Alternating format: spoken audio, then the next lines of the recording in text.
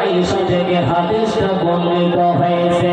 আল্লাহর নবী বলছেন ক্বালা লাইসা আহাদুন মুহাসাবু ইয়াউমাল কিয়ামাতি।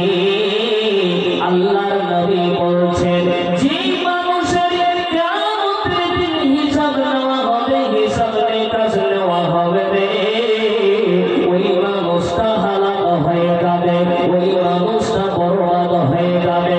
আল্লাহর নবীর স্ত্রী বলেন কুলতু আওলাইসা ইয়াকুলুল্লাহ ফাসাওফা ইউহাসিবু হিসাবান ইয়াসিরা।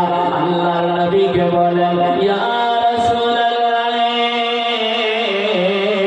আল্লাহর নবী গো, মুমিনদের কি সেদিন কষ্ট হবে? আল্লাহর নবী বলেন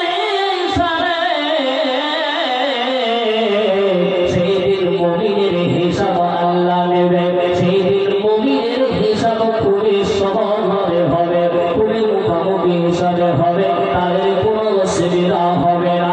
আল্লাহর নবী বলেন ফাকালা ইন্নামা যালিকাল আমাদ ওয়ালাকিন্না নুকিসু ফি হিসাবি আহলিকুম। আল্লাহর নবী বলেন আয়েশা রে,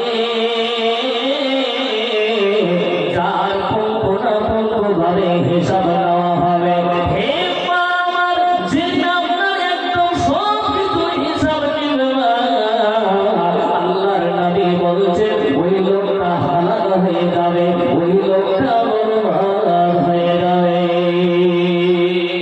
কে কে আল্লাহর কাছে হিসাব দেবেন? একটা হাত খাড়া করে দেখান তো দেখি। কোন বাপের বেটা আছে একটা হাতটা খাড়া করে দেখান যে আল্লাহর কাছে আমি হিসাব দেব না, আল্লাহ যত ডাকুক আমি যাব না। আজকে আমরা পুলিশকে দেখে ভয় করি, আল্লাহকে দেখে ভয় করি না। আজকে